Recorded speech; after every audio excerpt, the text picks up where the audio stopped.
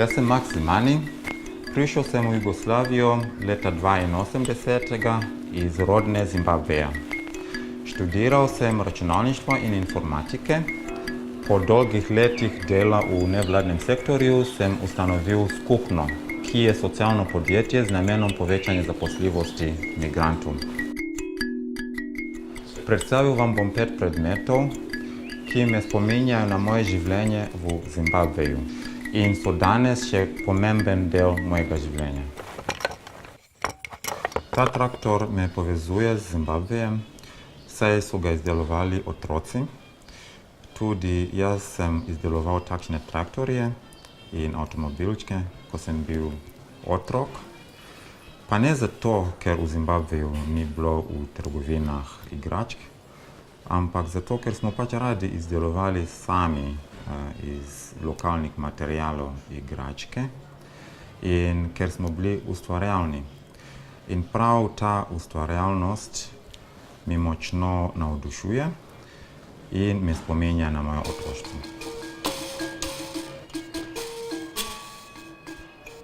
Glasba je pomemben del mojega življenja. Sam igram džembe in sem član afriškega pevskega zbora Sankofa. V Zimbabveju je mbira osrednji inštrument. Igra se pri vseh obredih. Naj bo to pri pogrebih, naj bo to pri porokah ali pa pri rojstvih. Zraven mbire se vedno igra ošo. Ošo je v bistvu spremljevalni inštrument, ampak je pa tudi zelo pomemben inštrument. To so semena od moringe, drevo, ki raste v Zimbabveju in nekateri ga imenujejo čudežno drevo. Jaz sem lani spoznal moringo, ko je moja mati zbolela in vsi smo začeli iskati alternativne metode zdravljenja. Ugotovili smo, da se dejansko pri moringi skoraj vse uporablja. Naj bo za čaj, za spinačo ali celo za olje. Moringa je zame znak moč narave. To je sadež od baobaba, afriško drevo, veličastno drevo, ki ima mnoge pozitivne zdravstvene učinke. Eno zgodbo, ki mi je najljubše o baobabu, je tak. Nekoč je bila baobab edino drevo na svetu, na kar so začeli rasti druga drevesa okrog baobaba. Vsakič, ko je zraslo kakšno drevo, je bil baobab jezen, češ da tisto drevo ima ali listje, ali sadeže, ali pa karkoli že lepše od njega.